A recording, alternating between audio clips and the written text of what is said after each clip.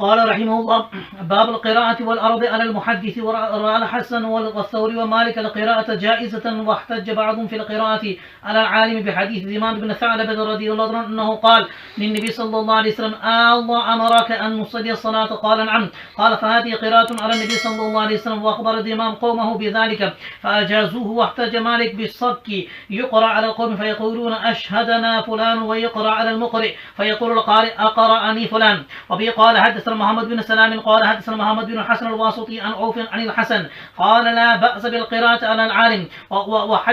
وحدثنا عبيد الله بن موسى عن سفيان قال: إذا قرئ على المحدث فلا بأس أن يقول حدثني. قال: وسمعت أبا عاصم يقول عن مالك وسفيان: القراءة على العالم وقراءة سواء. وبه قال: حدثنا عبد الله بن يوسف قال حدثنا الليث عن سعيد هو المقبوري عن شريك بن عبد الله بن أبي نمر أنه سمع أنس بن مالك رضي الله عنه يقول: بينما نحن جلوس مع النبي صلى الله عليه وسلم في المسجد دخل رجل على جمل فأناخه في المسجد ثم أقروا ثم قال لهم: أيكم محمد؟ والنبي صلى الله عليه وسلم متكئ بين ظهرانيهم. فقلنا: هذا الرجل الأبيض المتكئ. فقال له الرجل: يا ابن عبد المطلب. فقال له النبي صلى الله عليه وسلم: قد أجبتك. فقال له الرجل: إني سائلك فمشدد عليك في المسألة فلا تجد علي في نفسك.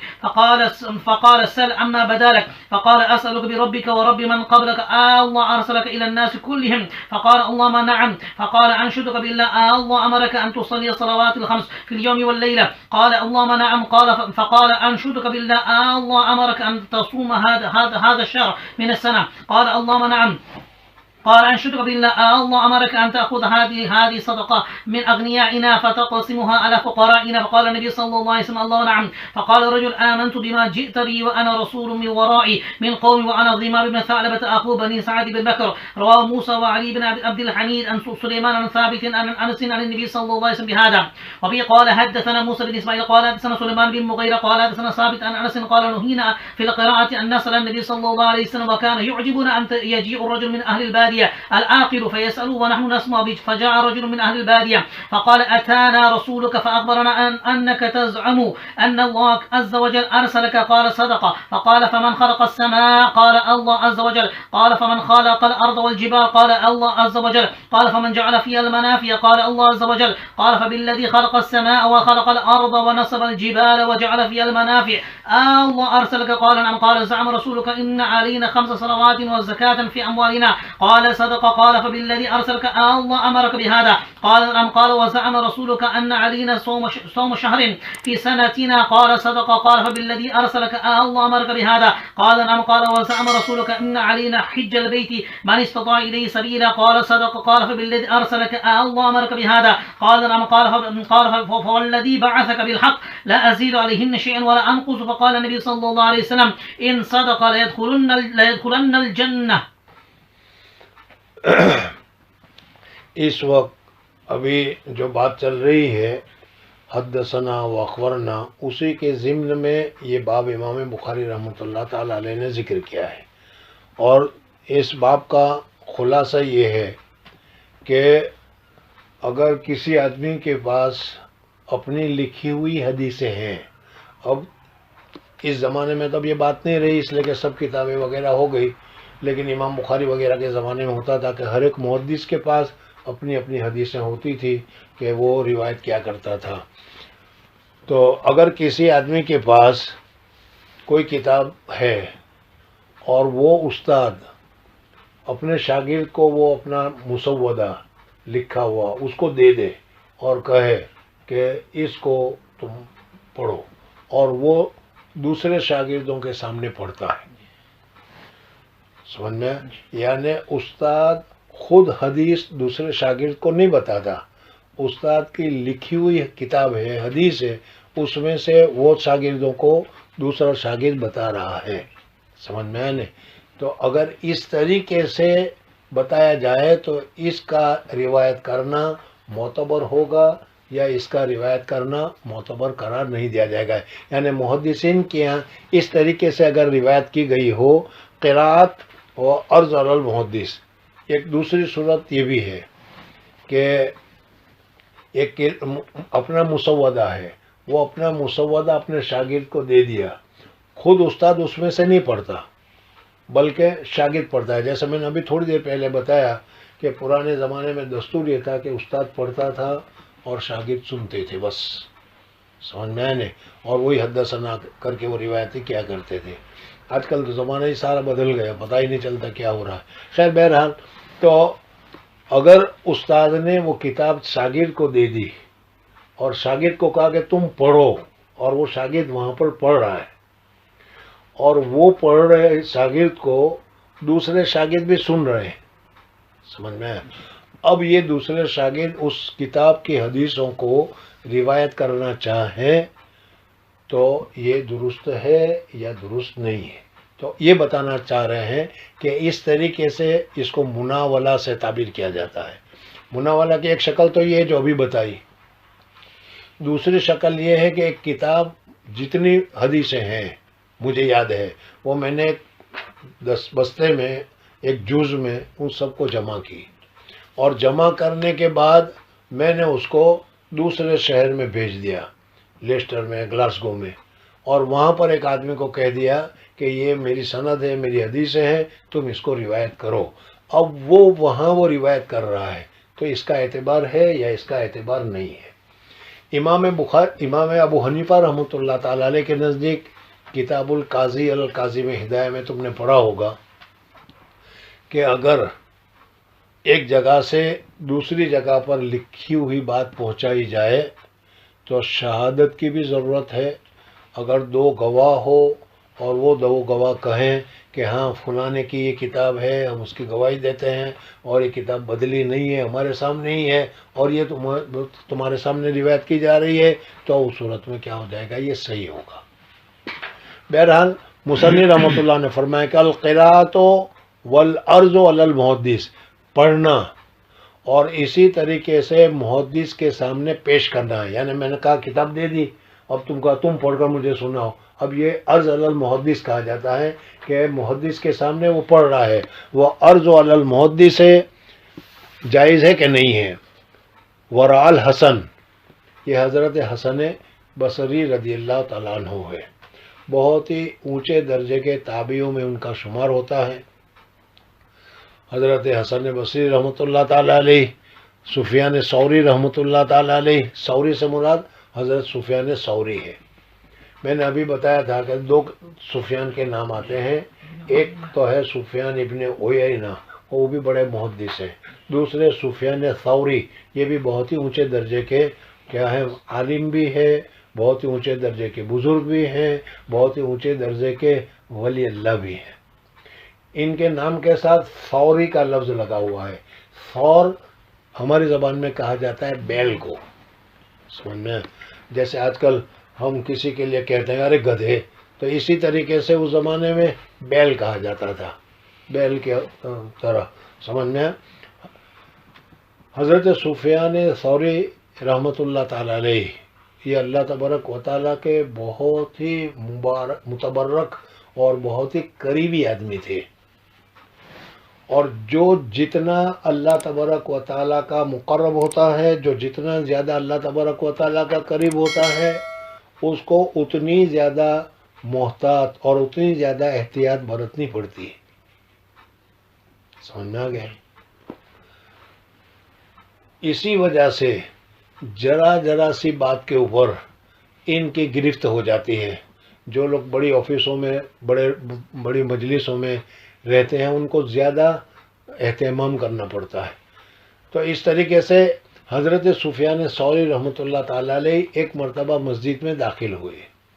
جلدی میں مسجد میں داخل ہونے کا بھی ادب ہے، پہلے داہنا پاؤں رکھو، پھر دعا پڑھو، پھر بایاں پاؤں رکھو، اور نکلو تو پہلے بایاں پاؤں نکالو، پھر دعا پڑھو، پھر داہنا پاؤں نکالو، یہ معلوم ہے آپ لوگوں کو۔ حضرت سفیان ثوری رحمۃ اللہ تعالیٰ علیہ کسی وجہ سے ایک دن مسجد میں جب داخل ہوئے تو داہنا پاؤں داخل کرنے کی بجائے بایاں پاؤں داخل کر دیا، انہوں نے مسجد میں داخل ہونے کے ادب کے خلاف کر دیا۔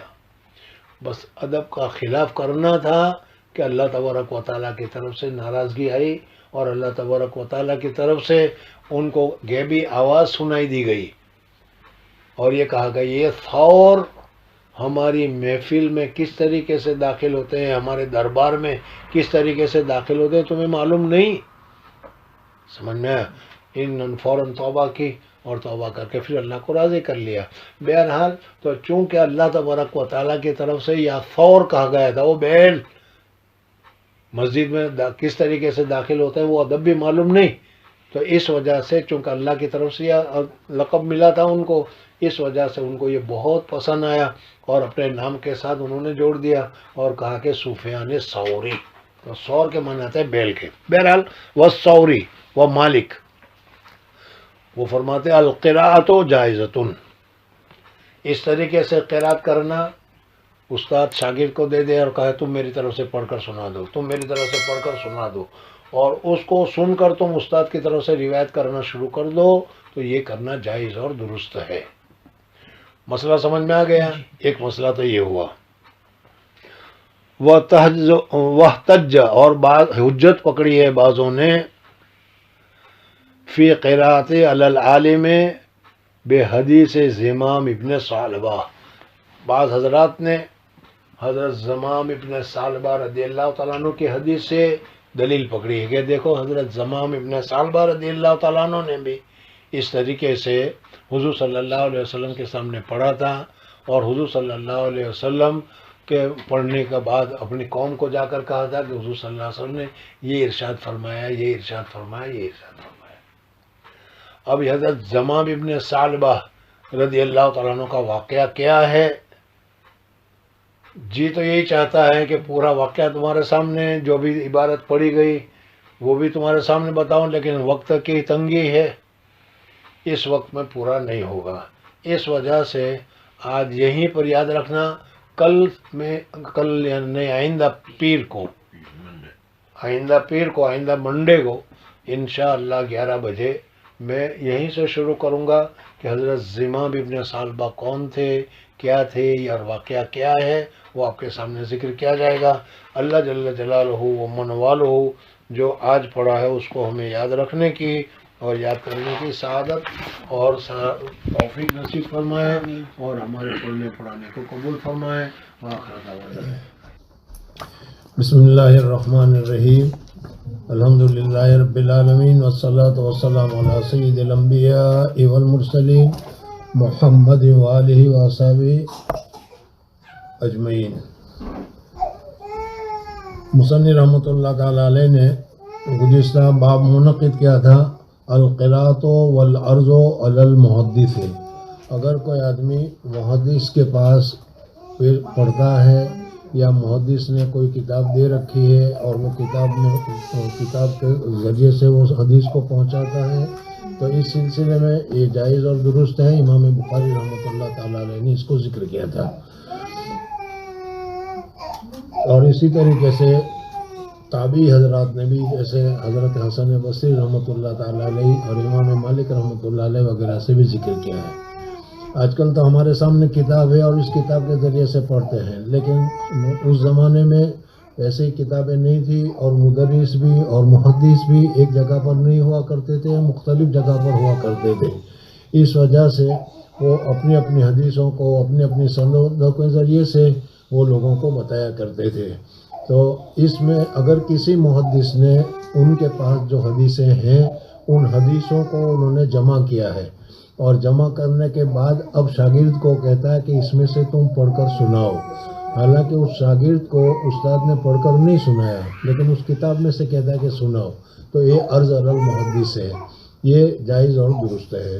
دوسری ایک صورت ہوا کرتی ہے جس کو مناولہ سے تعبیر کرتے ہیں، اور وہ یہ ہے کہ کتاب مصنف نے لکھی اور کراسہ وہ کاپی کو جمع کیا، اور جمع کرنے کے بعد کسی دوسری جگہ اس نے بھیج دی اور کہا کہ میری اس کاپی میں سے مجھ سے تم روایت کرنا چاہو تو کر سکتے ہو، اس کو مناولہ کہتے ہیں۔ امام ابو حنیفہ رحمۃ اللہ تعالیٰ علیہ کے متعلق میں نے بتایا تھا کہ مناولہ کی شکل میں امام ابو حنیفہ رحمۃ اللہ علیہ فرماتے ہیں کہ وہ کتاب جب جائے تو 2 گواہ ہو اور 2 گواہ گواہی دے، تو پھر اس صورت میں اس کا اعتبار کیا جائے گا، چونکہ امام ابو حنیفہ رحمۃ اللہ علیہ کے یہاں حدیث کی روایت کرنے میں بہت زیادہ احتیاط ہے، بہت زیادہ سختی ہے، اس وجہ سے یہ فرماتے ہیں۔ بہرحال یہ مسئلہ تمہارے سامنے ذکر کیا تھا، اور اسی پر ایک حدیث ذکر کی تھی امام بخاری رحمۃ اللہ علیہ نے، دلیل کے طور پر اس کو حدیث زمام ابن ثعلبہ رضی اللہ تعالیٰ عنہ کے نام سے یاد کیا جاتا ہے۔ اور اسی پر میں نے کہا تھا کہ انشاءاللہ منڈے کو پوری تفصیل میں تمہارے سامنے ذکر کروں گا۔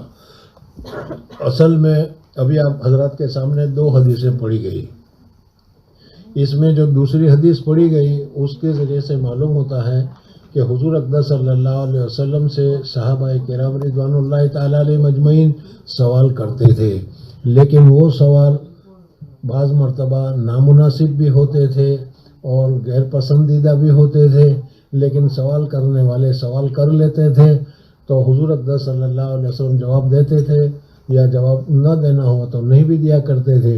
لیکن نامناسب سوال کی وجہ سے جیسے ہمیں اذیت ہوتی ہے، تکلیف ہوتی ہے، اس طریقے سے حضور اقدس صلی اللہ علیہ وسلم بھی ناپسند فرماتے تھے اور تکلیف ہوتی تھی۔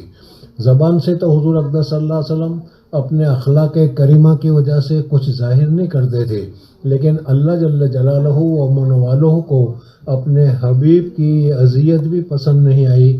اس وجہ سے قرآن پاک میں اللہ تبارک و تعالیٰ نے آیت نازل کی کہ حضور اقدس صلی اللہ علیہ وسلم سے سوال مت پوچھا کرو، قرآن نازل ہو رہا ہے، تم پوچھو گے تو پھر اس صورت میں اس کا جواب صحیح ملے گا، وہ صحیح جواب شاید تمہیں ناپسند بھی آئے۔ وَلَا تُسْأَلُوا عَنْ أَشْيَاءٍ إِن تُبْدَ لَكُمْ تَسُؤْكُمْ۔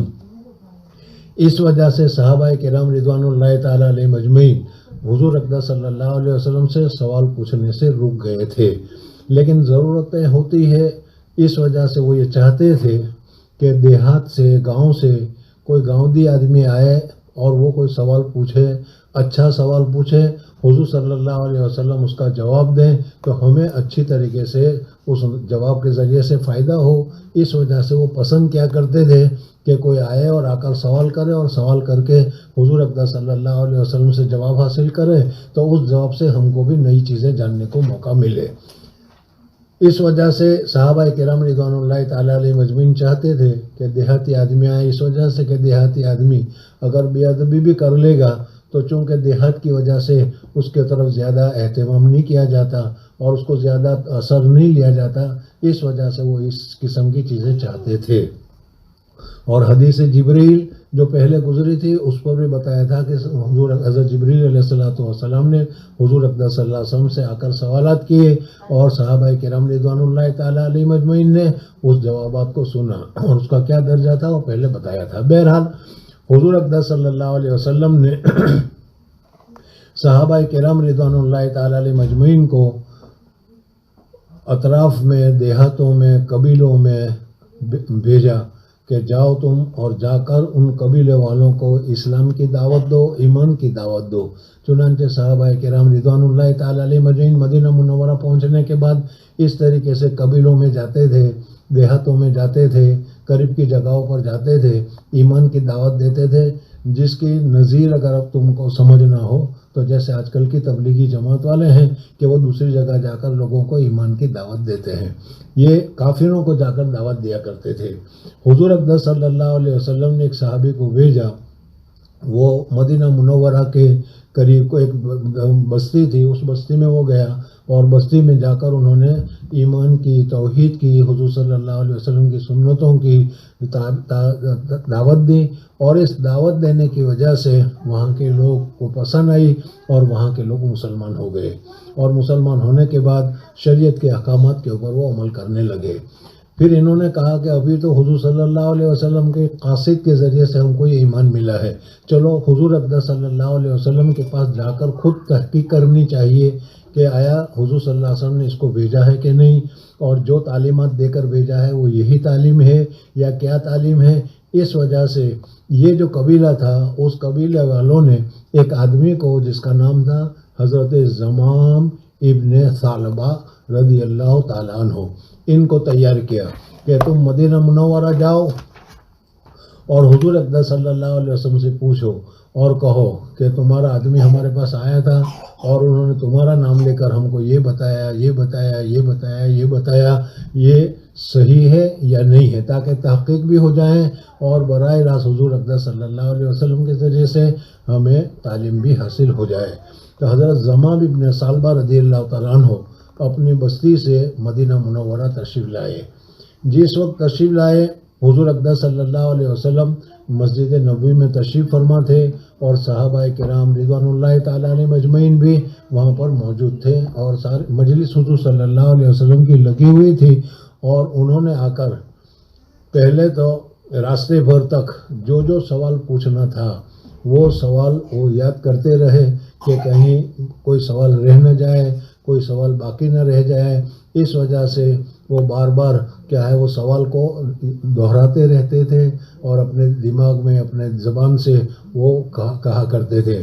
یہ جو حدیث ہے، ان کے علاوہ بھی دوسری حدیث مشکات وغیرہ میں آپ حضرات نے پڑھا ہوگا کہ حضرت ایک صحابی دیہاتی آئے اور وہ کیا ہے جس طریقے سے شہد کی مکھیوں کی آواز ہوتی ہے، گنگناہٹ ہوتی ہے، دوی صوت ہی، وہ اسی طریقے سے اپنی زبان میں کچھ بولتے جا رہے تھے اور کچھ لوٹاتے جا رہے تھے، ہم اس کی آواز کو سنتے تھے، نسم و دوی صوت ہی، اس کی آواز کی گنگناہٹ کو ہم سنتے تھے۔ حضرت زمام ابن سالبہ رضی اللہ تعالیٰ عنہ انہی سوال کو لوٹا رہے تھے، یہ پوچھنا ہے، یوں پوچھوں گا، یہ پوچھوں گا، یوں پوچھوں گا، یہ پوچھوں گا، یہ پوچھوں گا، اور اس کی جو آواز آ رہی تھی وہ صحابہ کرام رضوان اللہ تعالیٰ علیہ سمجھ رہے تھے کہ یہ کچھ بولتے ہیں، کچھ یاد کرتے ہیں۔ بہرحال مسجد کے دروازے کے پاس آئے اور آ کر انہوں نے اپنی اونٹنی کو بٹھایا اور اونٹنی کو باندھا، اور اونٹنی کو باندھنے کے بعد پھر حضور اقدس صلی اللہ علیہ وسلم کی خدمت میں مسجد نبوی میں تشریف لے گئے۔ حضور اقدس صلی اللہ علیہ وسلم وہاں پر تشریف فرما تھے، نئے آدمی تھے، انہوں نے حضور اقدس صلی اللہ علیہ وسلم کو دیکھا بھی نہیں تھا، مجلس دیکھی تھی اور اس میں بہت سارے آدمی بیٹھے ہوئے تھے، اس وجہ سے انہوں نے سب سے پہلے تو پوچھا کہ تم میں محمد کون ہے، تم میں محمد ابن عبداللہ کون ہے، یعنی رسول اللہ صلی اللہ علیہ وسلم کون ہے وہ بتاؤ۔ لوگوں نے بتا دیا کہ یہ حضور اقدس صلی اللہ علیہ وسلم ہے، ان کا نام محمد الرسول اللہ صلی اللہ علیہ وسلم ہے۔ اب یہ حضور اقدس صلی اللہ علیہ وسلم کے پاس پہنچے، اور حضور اقدس صلی اللہ علیہ وسلم کے پاس پہنچنے کے بعد انہوں نے کہا کہ یا رسول اللہ صلی اللہ علیہ وسلم، میں فلاں قبیلے کا آدمی ہوں اور وہاں سے میں آیا ہوں، اور کچھ باتیں میں آپ سے پوچھنا چاہتا ہوں، آپ مجھے اجازت دیتے ہیں کہ میں آپ سے پوچھوں؟ حضور اقدس صلی اللہ علیہ وسلم نے فرمایا کہ ٹھیک ہے، تمہیں جو پوچھنا ہے وہ پوچھو۔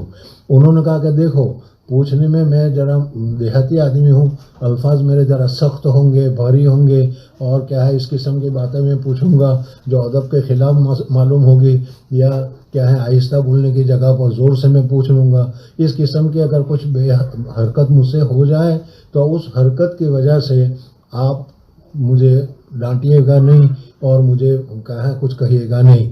حضور اقدس صلی اللہ علیہ وسلم نے دیکھا کہ ایک دیہاتی آدمی ہے، دور سے آیا ہے، پوچھنا چاہتا ہے، پتہ نہیں کیا پوچھے گا، کس طرح پوچھے گا، اس وجہ سے کہا کہ ٹھیک ہے، سل اما بدا لک، تمہیں جو پوچھنا ہے وہ تم پوچھ سکتے ہو۔ اب اس کے بعد اس نے پوچھنا شروع کیا، اور اس نے کہا کہ تمہارا ایک آدمی آیا ہمارے پاس اور آ کر انہوں نے تمہاری طرف سے اللہ تبارک و تعالیٰ کی وحدانیت کے لیے ہمیں بتایا کہ دیکھو، تو اس کو ابھی ترجمہ کروں گا تو حدیث تمہیں معلوم ہو جائے گی۔ بہرحال اس میں انہوں نے کہا کہ یہ سب چیز کس نے پیدا کی، آپ کو رسول کس نے بنا کر بھیجا، کیا کر کے بھیجا، اور پھر اس کے بعد آپ کا رسول آیا تھا، اس نے کہا تھا کہ دن بھر میں 5 نمازیں پڑھنی ہیں، سال بھر میں 1 مہینے کا روزہ رکھنا ہے، تمہارے اوپر جو زکوٰۃ مال ہے اس مال کی زکوٰۃ نکالنی ہے، یہ سب فرمایا تھا۔ کیا یہ سب صحیح ہے یا صحیح نہیں ہے؟ حضور اقدس صلی اللہ علیہ وسلم نے فرمایا کہ بالکل صحیح ہے، جو احکامات تمہارے طرف میری طرف سے پہنچے ہیں وہ صحیح ہے اور وہ بالکل درست ہے۔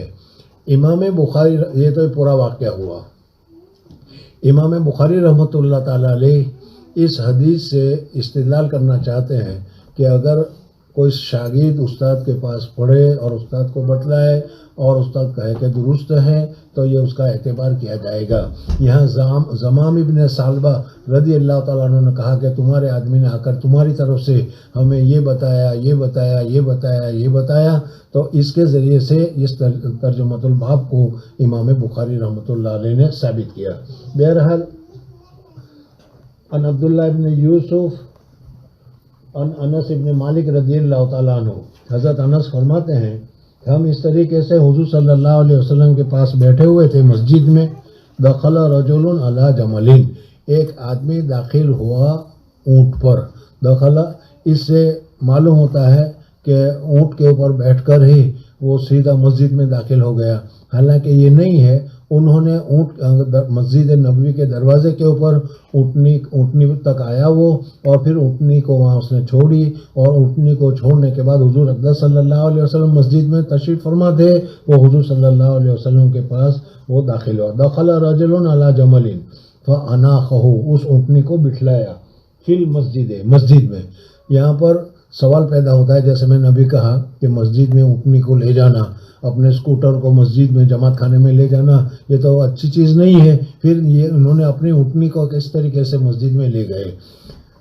تو اس کا جواب یہ ہے کہ اصل میں وہ مسجد میں نہیں لے گئے، بلکہ مسجد تک جو آئے تو وہ اس اونٹنی پر بیٹھ کر آئے تھے، اور مسجد کے دروازے کو قرب شے کو شے کا درجہ دے دیا جاتا ہے، اس طریقے سے یہاں پر انہوں نے مسجد کے دروازے ہی پر باہر ہی اونٹنی کو چھوڑ دیا، اور پھر اس کے بعد وہ مسجد میں داخل ہو گئے۔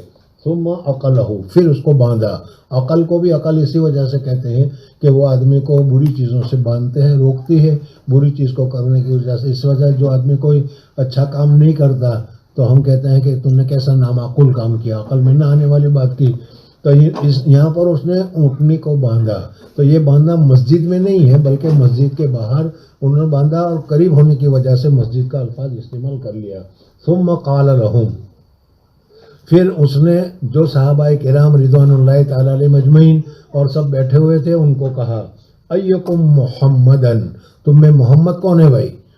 اب یہاں پر سوال یہ پیدا ہوتا ہے کہ حضور صلی اللہ علیہ وسلم کو تو اخلاق کے ساتھ، ادب کے ساتھ، احترام کے ساتھ یاد کرنا چاہیے، نام لے کر پکارنے کی جگہ پر رسول اللہ کہہ کر پکارنا چاہیے، یہ صحیح جواب ہے۔ لیکن یہاں پر ہم پہلے ہی بتا چکے ہیں کہ یہ دیہاتی آدمی ہے، اور دیہاتی آدمی میں اتنی تہذیب نہیں ہوتی، اس وجہ سے اس نے اگر نام لے کر بلا لیا تو کوئی بے ادبی کی بات نہیں کی۔ والنبی صلی اللہ علیہ وسلم متقون بین ظہرانیہم، حضور اقدس صلی اللہ علیہ وسلم صحابہ کرام رضوان اللہ تعالی علیہ مجمعین کے درمیان تکیہ لگائے، ٹیک لگا کر بیٹھے ہوئے تھے۔ اس سے ایک مسئلہ یہ بھی معلوم ہوا کہ مجلس لگی ہوئی ہو اور کوئی آدمی تکیے کے اوپر بیٹھا ہے یا ٹیک لگا کر بیٹھا ہے تو یہ ٹیک لگا کر بیٹھنا جائز اور درست ہے۔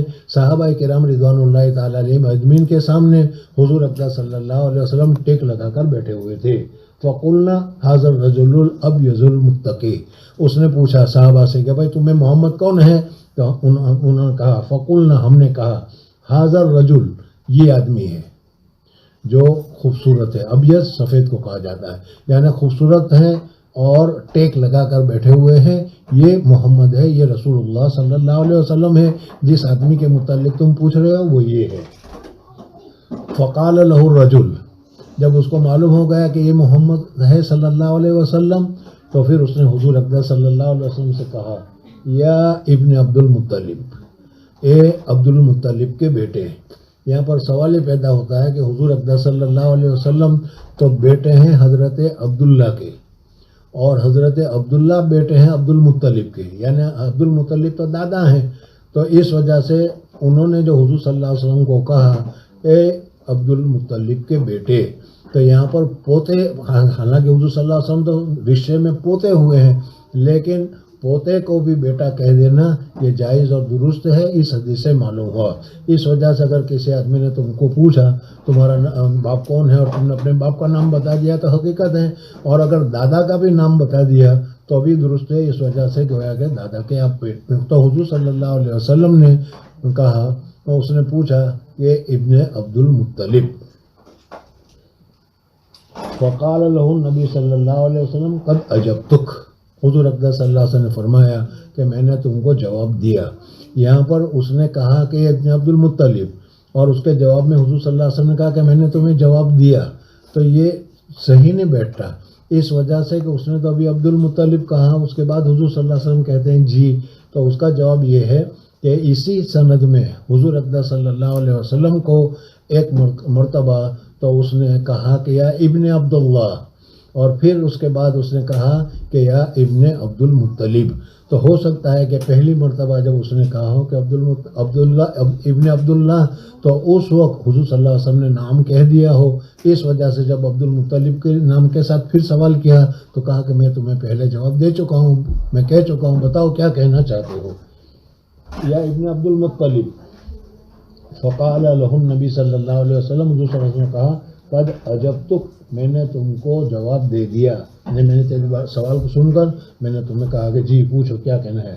فقال له الرجل، اب اس کے بعد وہ زمام ابن ثعلبہ رضی اللہ تعالیٰ عنہ حضور صلی اللہ علیہ وسلم سے کہتے ہیں کہ انی سائلک، دیکھو میں آپ سے کچھ سوال کرنے کے لیے اتنی بڑی لمبی سفر کر کے میں آیا ہوں، وہ میں آپ سے سوال کرنے کے لیے آیا ہوں۔ انی سائلک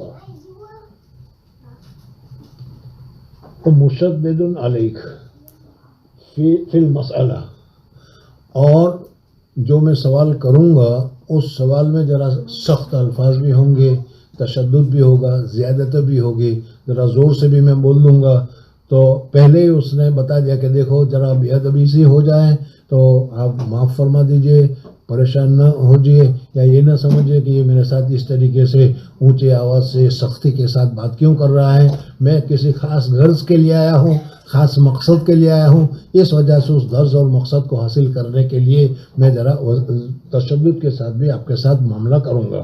فَمُشَدِّدٌ عَلَيْكَ فِي الْمَسْأَلَةِ فَلَا تَجِدْ عَلَيَّ فِي نَفْسِكَ، تو اس وجہ سے آپ اپنے نفس میں میرے متعلق کوئی بدگمانی قائم نہ کیجئے کہ کیسا بے ادبی ہے، کس طریقے سے پوچھتا ہے، اس طریقے سے جو بات عامتاً ہوتی ہے تو اس نے پہلے ہی صاف کر لیا کہ اس طریقے سے ہوگا۔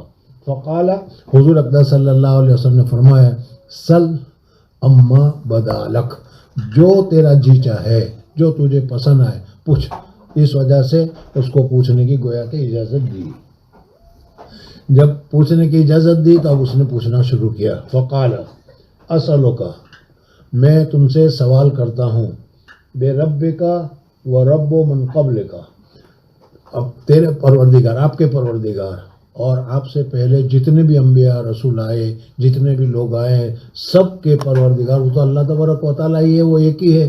اس وجہ سے کہا کہ سوال کروں گا میں تجھ سے تیرے پروردگار کے متعلق، تیرے بے رب کا، تیرے پروردگار سے، اور رب من قبلک، اللہ ارسلک، کیا اسی اللہ نے جو سب کا پروردگار ہے، سب کا معبود ہے، اسی نے آپ کو رسول بنا کر بھیجا ہے یا کسی اور نے رسول بنا کر بھیجا ہے؟ اس وجہ سے کہا کہ اللہ، کیا اللہ تعالیٰ نے رسول بنا کر بھیجا ہے لوگوں کی طرف، تمام لوگوں کی طرف؟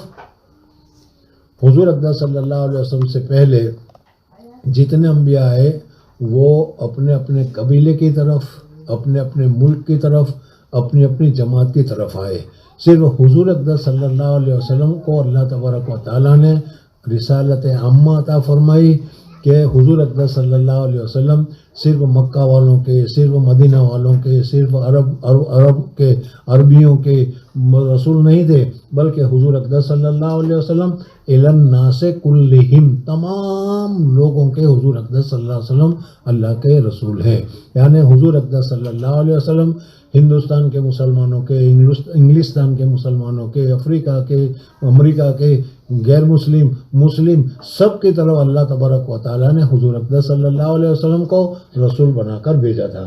فقال اللہم نعم، حضور اقدس صلی اللہ علیہ وسلم نے اس کا سوال سنا اور سوال سننے کے بعد کہا کہ ٹھیک کہہ رہے ہو تم، اللہ جل جلالہ، اللہم نعم، اللہ تبارک و تعالیٰ نے مجھے پوری انسانیت کے لیے، بلکہ انسان اور جنات دونوں کے لیے حضور اقدس صلی اللہ علیہ وسلم کو رسول بنا کر بھیجا گیا ہے۔ اس وجہ سے دنیا کے جتنے بھی آدم کے اولاد ہیں وہ سب حضور اقدس صلی اللہ علیہ وسلم کی امت میں داخل ہے۔ لیکن امت کی دو قسمیں ہیں، ایک کو تو کہا جاتا ہے امت اجابہ اور دوسرے کو کہا جاتا ہے امت دعوہ۔ یعنی حضور اقدس صلی اللہ علیہ وسلم دنیا کے تمام انسانوں کی طرف رسول بنا کر بھیجے گئے، اور یہ تمام انسان حضور اقدس صلی اللہ علیہ وسلم کے امتی ہے۔ ان کے اوپر حضور اقدس صلی اللہ علیہ وسلم کی دعوت کو قبول کرنا لازم اور ضروری ہے۔ حضرت موسیٰ علیہ السلام صرف بنو اسرائیل کے تھے، تو اس طریقے سے حضور صلی اللہ علیہ وسلم صرف عربوں کے نہیں بلکہ پوری دنیا کے انسانوں کے رسول ہیں۔ اس وجہ سے اس کو امت اجابہ سے تعبیر کیا جاتا ہے۔ جنہوں نے حضور اقدس صلی اللہ علیہ وسلم کی دعوت کو قبول کیا، جیسے مسلمان. اب مسلمان کے جتنے بھی فرقے ہیں وہ سب کے سب دعوت حضور صلی اللہ علیہ وسلم کے امتی ہیں. اور دوسری قسم جو ہے وہ عام ہے، یعنی پوری دنیا کے انسان، چاہے وہ حضور صلی اللہ علیہ وسلم کی دعوت کو قبول کرے یا حضور صلی اللہ علیہ وسلم کی دعوت کو قبول نہ کرے. تو اس طریقے سے امت کی دو قسمیں ہو گئی. تو حضور اقدس صلی اللہ علیہ وسلم نے فرمایا کہ اللہم نعم، بالکل صحیح کہا تم نے. اللہ تبارک و تعالیٰ نے مجھے تمام انسانوں کے لیے رسول ہادی بنا کر بھیجا گیا ہے. فقال، اور اس نے دوسرا سوال کیا، انشدک باللہ اللہ امرک ان تصلی صلوات الخمس فی اليوم واللیلہ، کیا اللہ جل جلالہ نے آپ کو حکم دیا ہے کہ دن میں 5 مرتبہ کی نماز پڑھی جائے، 5 وقت 5 نمازیں پڑھی جائے، اس کا اللہ تبارک و تعالیٰ نے آپ کو حکم دیا ہے؟ حضور اقدس صلی اللہ علیہ وسلم نے فرمایا کہ اللہم نعم، ہاں بالکل صحیح فرمایا. اللہ تبارک و تعالیٰ نے مجھے حکم دیا ہے کہ میں خود بھی دن میں 5 مرتبہ نماز پڑھوں اور اپنے ماننے والوں کو بھی کہوں، سارے انسانوں کو کہوں کہ وہ بھی 5 مرتبہ اللہ تبارک و تعالیٰ کی اطاعت اور اللہ تبارک و تعالیٰ کی عبادت میں 5 مرتبہ اللہ کی عبادت کرے. فقال، تیسرا سوال اس نے کیا، انشدک باللہ اللہ امرک ان تصوم ھذا الشہر من السنہ، کیا اللہ تبارک و تعالیٰ نے اس مہینے کی یعنی رمضان کے مہینے کی پورے مہینے کے روزے رکھنے کا حکم دیا ہے؟ جیسا کہ کیا ہے ہمارے پاس آ کر تمہارے آدمی نے بتایا تھا کہ ایک مہینے کا روزے بھی رکھنے پڑیں گے. تو یہ انہوں نے حضور صلی اللہ علیہ وسلم سے پوچھا تو حضور اقدس صلی اللہ علیہ وسلم نے فرمایا کہ اللہم نعم، بالکل صحیح ہے. انہوں نے جو بتایا یہ ہمیں اللہ تبارک و تعالیٰ نے سال بھر میں 1 مہینے کے روزے رکھنے کا حکم دیا. فقال انشدک باللہ اللہ امرک ان تاخذ ھذہ الصدقہ من اغنیائنا، کیا اللہ تبارک و تعالیٰ نے آپ کو یہ حکم دیا ہے کہ ہم میں جو مالدار ہیں، صاحب نصاب ہیں، ان کے پاس سے سال میں 1 مرتبہ اتنا زکوٰۃ کے پیسے لیے جائیں اور جو غریب ہیں ان غریبوں کو دیا جائے، یعنی زکوٰۃ ادا کرنے کا حکم دیا گیا ہے. فَتَقْسَمُهَا عَلَى فُقَرَائِنَا، اور اس زکوٰۃ کو اللہ کے کیا مخلوق کے اوپر خرچ کیا جائے، فقراء کو دے دیا جائے. کیا اس چیز کا حکم دیا ہے؟ حضور اقدس صلی اللہ علیہ وسلم نے اس کا بھی جواب دیا کہ ہاں بالکل اللہ تبارک و تعالیٰ نے نماز کا، روزے کا اور زکوٰۃ کا حکم دیا ہے. زکوٰۃ کے سلسلے میں کتاب و زکوٰۃ میں آئے گا کہ پہلے زمانے میں جو زکوٰۃ نکالی جاتی تھی اس زکوٰۃ کو نکالنے کے بعد ایک جگہ پر رکھ دیا جاتا تھا اور آسمان سے بجلی آتی تھی. اگر وہ زکوٰۃ اللہ تبارک و تعالیٰ کے ہاں قبول ہوتی تھی تو وہ بجلی اس زکوٰۃ کو ختم کر دیا کرتی تھی اور وہ زکوٰۃ اللہ تبارک و تعالیٰ کے حضور میں قبول کر دی جاتی تھی. اس زکوٰۃ سے فائدہ اٹھانا یہ درست نہیں تھا، لیکن حضور اقدس صلی اللہ علیہ وسلم کی برکت سے جو بہت ساری چیزیں ہمیں ملی ہے، ان میں سے یہ بھی ملا ہے کہ اب اگر زکوٰۃ کو تم نکالنا ہو تو زکوٰۃ کو نکالو، اور زکوٰۃ کو نکالنے کے بعد اس کو کسی جگہ رکھ کر کے بجلی آئے اس کو ختم کرے اور اس وقت زکوٰۃ قبول ہو. اب یہ حکم باقی نہیں رہا، بلکہ زکوٰۃ دینے والا زکوٰۃ دیتا ہے اور زکوٰۃ لینے والا جو مستحق زکوٰۃ ہے، جو غریب ہے، جو محتاج ہے، اس کے ہاتھ میں جب پہنچ گیا تو اس کے ہاتھ میں پہنچ جانا گویا کہ اللہ تبارک و تعالیٰ کے حضور میں پہنچ جانا ہوا اور تمہاری زکوٰۃ ادا ہو گئی. اس وجہ سے اگر ہم نے زکوٰۃ نکالی، چندہ مانگنے کے لیے کوئی آیا تھا اس کو دے دیا تو چندہ لینے والے کے ہاتھ میں پہنچے ہی زکوٰۃ ادا نہیں ہوگی، بلکہ یہ زکوٰۃ جب مستحق کے پاس پہنچے گی اس وقت ادا ہوگی. بہرحال اس میں تفصیلات ہیں، فقہی مسئلہ ہے، وہ کسی ضرورت ہو تو کسی مفتی صاحب سے پوچھ لینا تو سمجھ میں آئے گا. باقی یہ ہے کہ زکوٰۃ اب مسئلہ یہ ہے کہ مستحقین کے ہاتھ میں جو زکوٰۃ کے حقدار ہیں اس کے ہاتھ میں پہنچ جائے اور وہ اس کا مالک بن جائے اور اس کے ساتھ کسی قسم کا کوئی شرط وغیرہ نہ ہو، تو اس صورت میں گویا کہ اللہ تبارک و تعالیٰ کے حضور میں پہنچ گیا اور وہ زکوٰۃ ادا ہو گئی. فقال النبی صلی اللہ علیہ وسلم اللہم نعم. فقال الرجل آمنت بما جئت بہ. اب اس کے بعد اس نے کہا کہ یا رسول اللہ صلی اللہ علیہ وسلم، آپ جو بھی احکامات اللہ تبارک و تعالیٰ کی طرف سے لے کر آئے ہیں ان سب کے اوپر میں ایمان لے آیا، ان سب باتوں کو میں مانتا ہوں۔ وَأَنَا رَسُولٌ مِّن وَرَائِي، اور میں اپنے پیچھے میرے گاؤں والے، میرے دوست صحبہ، میرے رشتہ دار، میرا کٹمب قبیلے والے جو میں اپنے گاؤں میں چھوڑ کر آیا ہوں، ان کی طرف سے میں رسول بن کر آیا ہوں، قاصد بن کر آیا ہوں۔ انہوں نے مجھے بھیجا ہے، میں ویسے ہی اکیلے نہیں آیا، بلکہ انہوں نے مجھے کہا کہ تم جا کر حضور اقدس صلی اللہ علیہ وسلم سے تحقیق کرو، اور اس تحقیق کرنے کے لیے میں آیا ہوں، اور میں نے یہ تحقیق کی ہے۔ وَأَنَا ذِمَامُ ابن ثعلبہ، اور میرا نام ذمام ابن ثعلبہ رضی اللہ تعالیٰ عنہ ہے۔ اخو بنی سعد بن بکری، رواہ موسیٰ وعلی بن عبد الحمید عن سلیمان عن ثابت عن انس رضی اللہ تعالیٰ عنہ بہذا۔ دوسری حدیث تمہارے سامنے ذکر کی گئی۔ بہرحال اس حدیث میں جو میں نے بتایا کہ امام بخاری رحمۃ اللہ تعالیٰ علیہ فرماتے ہیں کہ ذمام ابن ثعلبہ نے حدیث نہیں سنی، بلکہ جو حضور صلی اللہ علیہ وسلم کے صحابی سے احکامات سنے تھے انہی احکامات کو انہوں نے حضور صلی اللہ علیہ وسلم کے سامنے پیش کیا، شاگرد نے استاد کے سامنے پیش کیا اور استاد نے اس کو قبول کر لیا۔ یہ یہاں پر ترجمہ ثابت ہو گیا۔ دوسری حدیث موسیٰ ابن اسماعیل ان انس، حضرت انس رضی اللہ تعالیٰ عنہ سے روایت ہے کہ نہینا فی القرآن، قرآن پاک میں ہم کو منع کر دیا گیا تھا کہ ہم حضور صلی اللہ علیہ وسلم سے سوال کریں۔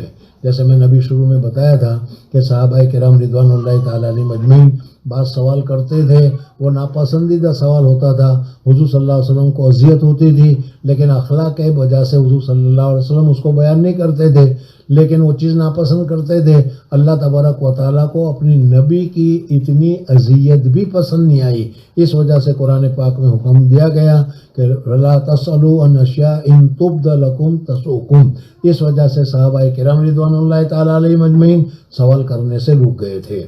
لیکن چاہتا تھا صحابی کہ بھئی کوئی آدمی آئے اور کوئی سوال پوچھے، کوئی نئی بات کہے، حضور صلی اللہ علیہ وسلم اس کے جواب میں کہیں تو ہم کو نئی نئی باتیں معلوم ہو۔ وَكَانَ يَعْجُبُنَا أَن يَجِيَ الرَّجُلُ، ہم پسند کرتے تھے کہ آئے کوئی آدمی من اہل البادیہ، دیہات میں سے، گاؤں میں سے، دیہاتی قسم کا آدمی آئے اور وہ آدمی عاقل ہو، اس لیے کہ دیہاتی آدمی آئے گا اور آ کر ایسا ہی کوئی سوال کرے گا تو اس سے کیا فائدہ ہوگا؟ عاقل ہوگا تو عقل کا کوئی سوال کرے گا، اچھی بات پوچھے گا، حضور صلی اللہ علیہ وسلم اس کی اچھی بات کا جواب دیں گے۔ اس وجہ سے کہا کہ من اہل البادیۃ العاقل فیسألہ، اور وہ حضور صلی اللہ علیہ وسلم سے سوال پوچھے، ونحن نسمع، اور ہم اس کے سوال کو بھی سنیں، اور پھر اس کے بعد حضور صلی اللہ علیہ وسلم جو جواب دے وہ جواب کو بھی ہم سنیں، اور اس جواب کے ذریعے سے ہم کو بہت ساری باتیں جاننے کو ملے، ماننے کو ملے، سمجھنے کو ملے۔ یہ ہم چاہتے تو تھے کہ ہم نہ پوچھیں، کوئی دوسرا آئے اور آ کر وہ اپنے سوال، اپنی ضرورت کو پوچھ لے۔ فجاء رجل من اہل البادیہ، حضرت انس فرماتے ہیں کہ ایک مرتبہ گاؤں سے ایک آدمی آیا، فقال، اور آ کر انہوں نے حضور صلی اللہ علیہ وسلم سے یہ سوالات کیے۔ یہی ذمام ابن ثعلبہ رضی اللہ تعالیٰ عنہ والی حدیث جو ابھی آپ حضرات نے پڑھی، اسی کے سلسلے میں کہا کہ وہ ایک آدمی آیا اور آ کر انہوں نے کہا اتانا رسولک، ہمارے پاس آپ کا قاصد آیا۔ جیسے میں نے ابھی شروع میں بتایا تھا کہ حضور صلی اللہ علیہ وسلم جماعت کو بھیجتے تھے، تو اس طریقے سے صحابی کو بھیجا کہ فلانے گاؤں میں جاؤ، فلانے علاقے میں جاؤ اور وہاں کے لوگوں کو دعوت دو۔ اتانا رسول کا، اور اس نے ہم کو خبر دی، آ کر اس نے کہا انک تزعم ان اللہ عز وجل ارسلک، وہ کہتے ہیں کہ وہ یہ گمان کرتے ہیں کہ اللہ جل جلالہ و من والوں نے آپ کو رسول بنا کر بھیجا ہے۔ فقال صدق، حضور اقدس صلی اللہ علیہ وسلم نے فرمایا کہ بالکل سچ کہا۔ فقال فمن خلق السماء، اب اس کے بعد اس نے پوچھا اچھا یہ بتاؤ یہ آسمان کو کس نے پیدا کیا؟ فقال اللہ عز وجل۔ دیکھو ایک بات یاد رکھنا کہ دنیا میں دوسرے مذاہب والے جو اللہ کے علاوہ دوسروں کی پوجا کرتے ہیں، دوسروں کو خدا مانتے ہیں، سمجھ میں، وہ سارے کے سارے لوگ یہ اعتماد کرتے ہیں، یقین کرتے ہیں کہ زمین کو پیدا کرنا یہ اللہ کا کام ہے، آسمان کو پیدا کرنا یہ اللہ کا کام ہے، روزی دینا یہ اللہ تبارک و تعالیٰ کا کام ہے، اور یہ کام ان کے جو ابھی خدا ہیں ان میں انہوں نے کیا ہی نہیں، بلکہ سب یہ مانتے ہیں کہ یہ سارے آسمان و زمین کا پیدا کرنا یہ اللہ تبارک و تعالیٰ. فمن خلق السماء فقال اللہ عز وجل. حضور اقدس صلی اللہ علیہ وسلم نے فرمایا کہ اللہ تبارک و تعالیٰ نے پیدا کیا. قال فمن خلق الارض، کہا کہ اچھا پھر آسمان تو اللہ نے بنایا، زمین کس نے بنائی، پہاڑ کس نے بنائے؟ حضور اقدس صلی اللہ علیہ وسلم نے فرمایا کہ زمین بھی اللہ تبارک و تعالیٰ نے بنائی، پہاڑ بھی اللہ تبارک و تعالیٰ نے بتائے. یہاں پر ایک بات ابھی صرف اتنی یاد رکھ لو کہ اللہ پہلے کچھ بھی نہیں تھا، صرف اللہ جل جلالہ و من والوں کے ذات پاک تھی. ایک بڑا لمبا زمانہ گزرا، کتنا کیا وہ زمانہ نہ سورج تھا نہ چاند تھا، کچھ نہیں تھا. پھر اللہ تبارک و تعالیٰ کو ہم کو پیدا کرنے کا ارادہ ہوا تاکہ اللہ تبارک و تعالیٰ کے معرفت حاصل ہو، اللہ تبارک و تعالیٰ کے پہچان ہو. تو پھر اللہ تبارک و تعالیٰ نے یہ ساری کائنات بنائی، اور یہ سارے کائنات بنانے کے متعلق قرآن پاک میں تفصیل ہے کہ اللہ تبارک و تعالیٰ نے یہ سارے سورج، چاند، آسمان، زمین وغیرہ 6 دنوں میں پیدا کیا. موجودہ زمانے کے اعتبار سے ہم اگر شمار کریں تو اتوار سے شروعات کی، اور جمعہ کے دن سورج ڈوبنے سے پہلے جمعہ کا دن ختم ہونے سے پہلے اللہ تبارک و تعالیٰ نے ساری کائنات کو پیدا کیا. اس میں یہ آسمان، 7 آسمانوں کو 2 دن میں پیدا کیا. بہرحال یہ زمین اور آسمان سب اللہ تبارک و تعالیٰ نے پیدا کیے. قال فمن جعل فیہ المنافع، اس میں منافع فائدے کی چیزیں کس نے بنائی؟ جیسے سورج کے ذریعے سے ہمیں فائدہ ہوتا ہے، چاند کے ذریعے سے ہمیں فائدہ ہوتا ہے، ہوا کے ذریعے سے ہمیں فائدہ ہوتا ہے، بارش کے ذریعے سے ہمیں فائدہ ہوتا ہے. کہا اللہ عز وجل، کہا کہ یہ ساری چیزیں بھی زمین اور آسمان کو، اور زمین اور آسمان کے اندر میں جتنی چیزیں ہیں، زمین میں بھی بہت ساری چیزیں ہیں، سونا ہے، چاندی ہے، اناج ہے، یہ سب زمین سے نکلتا ہے جس سے ہمیں فائدہ ہوتا ہے. یہ سب اللہ تبارک و تعالیٰ نے پیدا کیا. جب یہ اللہ تبارک و تعالیٰ کی تخلیق اور اللہ تبارک و تعالیٰ کے متعلق سوال کر چکا تو پھر اس نے کہا فَبِالَّذِي خَلَقَ السَّمَاءَ، پس اس ذات پاک کی قسم کہ جس نے آسمان کو بنایا، خلق الارض، زمین کو بنایا، وَنَصَبَ الْجِبَالَ، اور پہاڑ کو قائم کیا، وَجَعَلَ فِيهَا الْمَنَافِعَ، اور اس میں یہ سارے فائدے کی چیزیں پیدا کی. اب میں سوال کرتا ہوں، اللہ ارسلک، کیا اللہ، اسی اللہ نے جس نے یہ سب کیا ہے، اسی اللہ نے آپ کو رسول بنا کر بھیجا ہے؟ قال، حضور صلی اللہ علیہ وسلم نے جواب دیا، نام، جی ہاں، مجھے اسی اللہ نے جس نے زمین، آسمان، سورج، چاند اور یہ ساری چیزیں بنائی، اسی اللہ نے مجھے رسول بنا کر بھیجا ہے. قال، پھر اس نے دوسرا سوال کیا کہ ہمارے پاس آپ کا نمائندہ آیا تھا، ہمارے پاس آپ کا قاصد آیا تھا، ہمارے پاس آپ کا رسول آیا تھا، اور اس نے آ کر ہم کو یہ کہا تھا کہ آپ نے کہا ہے کہ جس اللہ نے آپ کو رسول بنایا ہے اس اللہ نے کہا ہے علینا 5 صلوات و زکاۃ فی اموالنا، کہ ہمارے لیے دن بھر میں 5 نمازیں اور سال بھر میں 1 مرتبہ زکوٰۃ نکالنا فرض ہے.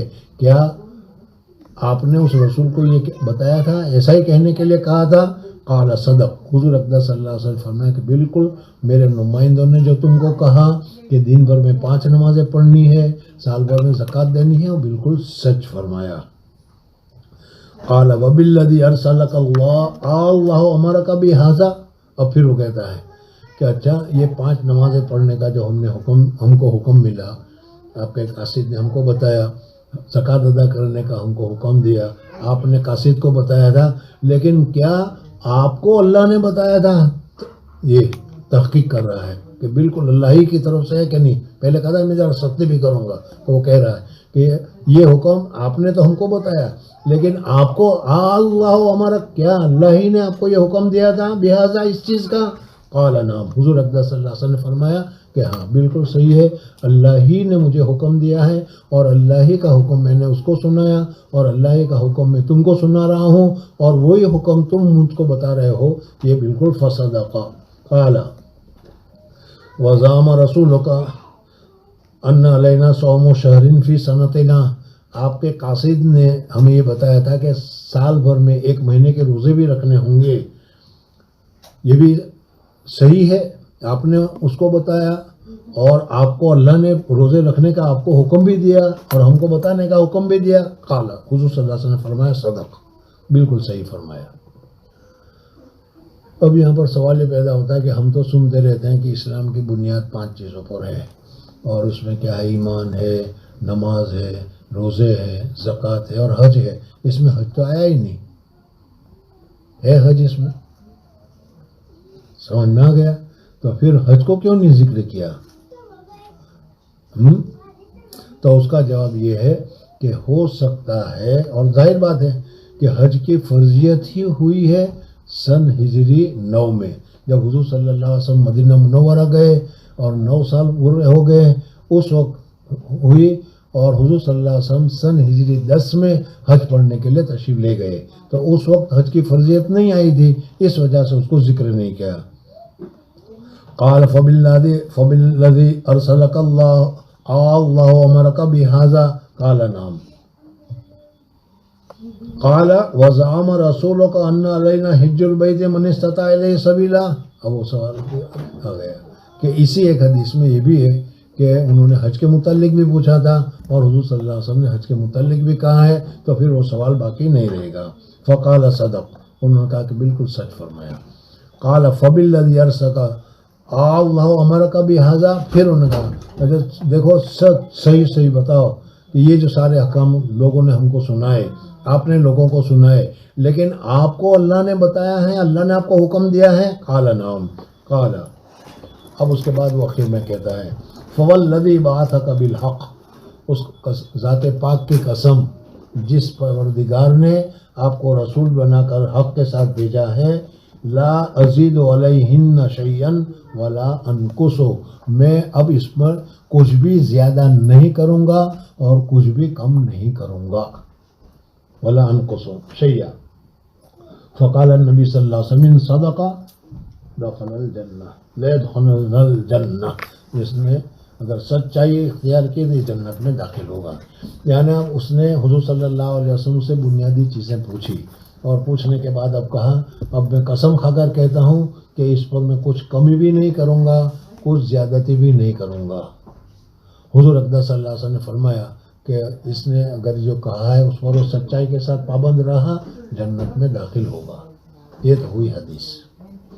اور اس حدیث سے امام بخاری رحمۃ اللہ تعالیٰ علیہ نے کیا ثابت کیا وہ بھی میں نے تمہارے سامنے ذکر کیا. لیکن ایک دوسری بات اس میں شامل ہوتی ہے کہ بہت ساری چیزیں جس کو کرنا ضروری ہے وہ تو اس نے بتایا نہیں، یا اس نے کہا کہ اب میں اس کے اوپر نہ کچھ کمی کروں گا نہ زیادتی کروں گا. یعنی 5 نماز پڑھوں گا، 5 نماز سے زیادہ فرض ادا کروں گا کچھ نہیں کروں گا، زکوٰۃ دوں گا کچھ نہیں، نفل صدقات وغیرہ نہیں اب اس میں شمار نہیں ہوئے. پھر اس صورت میں اس کا کیا جواب ہوگا؟ محدثین اس کا جواب یہ دیتے ہیں کہ یہ آدمی قاصد بن کر آیا تھا قوم کا. اب یہ یوں کہہ رہا ہے کہ اب قوم کے پاس جا کر میں نے جو آپ سے سنا ہے، جو آپ سے علم حاصل کیا ہے، جو آپ سے میں نے حدیث پڑھی ہے، وہ حدیث پوری کی پوری بغیر کسی کمی بیشی کے میں پورا کا پورا ان لوگوں کو بتا دوں گا. تو اس صورت میں تو بات کوئی ہے ہی نہیں، صحیح ہو گئی کہ میں پوری بات بتا دوں گا.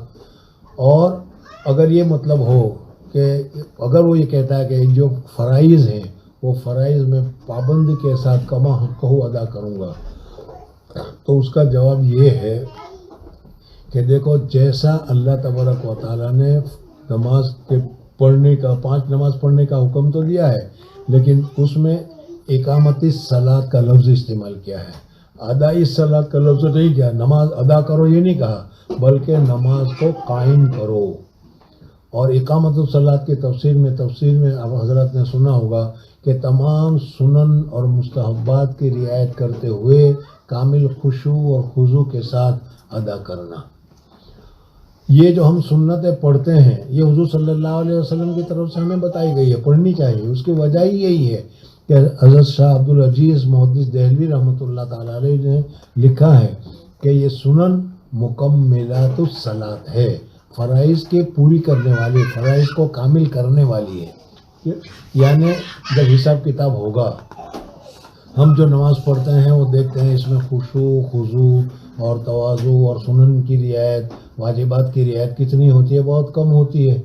ایک حدیث میں آتا ہے کہ آدمی نماز پڑھتا ہے تو کسی کو 10% ملتا ہے، کسی کو 9% ملتا ہے، کسی کو 8% ملتا ہے، کسی کو 2% ثواب ملتا ہے، کسی کو 0% ملتا ہے، اور کسی کے اوپر اس نماز کو لپٹ کر مار دی جاتی ہے کہ تیری نماز ہمارے قابل نہیں، نکل لے جاؤ واپس اس کو۔ تو معلوم ہوا کہ ہم جو نماز پڑھتے ہیں اس میں کمی رہ جاتی ہے۔ حساب کتاب ہوگا تو اللہ تبارک و تعالیٰ فرشتے سے کہیں گے کہ فرائض میں اتنے پرسنٹیج کی کمی ہے۔ اللہ تعالیٰ فرمائیں گے کہ سنن دیکھو، اس کے پاس کچھ سنن ہے، اگر سنن ہے تو سنن سے اس کمی کو پورا کرو، اور سنن سے کمی پورا نہ ہو تو نوافل دیکھو، نوافل ہے اس کے پاس، نوافل کے ذریعے سے اس کی کمی کو پورا کرو، اور اس طریقے سے جب اس کی کمی پوری ہو جائے گی تو وہ جنت میں داخل ہو جائے گا۔ تو سوال یہ پیدا ہوتا ہے کہ اگر کوئی آدمی کمال کے ساتھ، کامل طور پر پورے خشوع اور خضوع کے ساتھ تمام مسائل کا لحاظ کرتے ہوئے حق کا حق پوری طریقے سے اگر نماز کو ادا کرتا ہے تو پھر اس صورت میں اس کے لیے سنن، نوافل وغیرہ کی اس کو ضرورت نہیں باقی رہے گی۔ لیکن ایسا عامتاً ہم سے ہوتا نہیں ہے، اس وجہ سے ہمیں یہ سنتیں اور یہ نفلیں واجبات وغیرہ کو چھوڑنا نہیں چاہیے، پڑھتے رہنا چاہیے تاکہ ہو جائے۔ لیکن یہاں پر یہ ہے کہ وہ صحابی نے کہا کہ میں پوری طریقے سے پابندی کے ساتھ کما حق کو ہو ان چیزوں کو ادا کروں گا، نماز بھی پڑھوں گا، زکوٰۃ بھی دوں گا، حج بھی کروں گا، روزے بھی رکھوں گا۔ تو حضور اکرم صلی اللہ علیہ وسلم نے فرمایا کہ جیسا اس نے وعدہ کیا ہے، اگر یہ وعدے میں سچا رہا اور اس نے پورا کیا، لَيَدْخُلَنَّ الْجَنَّةَ، تو یہ آدمی اتنا کرنے پر جنت میں داخل ہو جائے گا۔ جی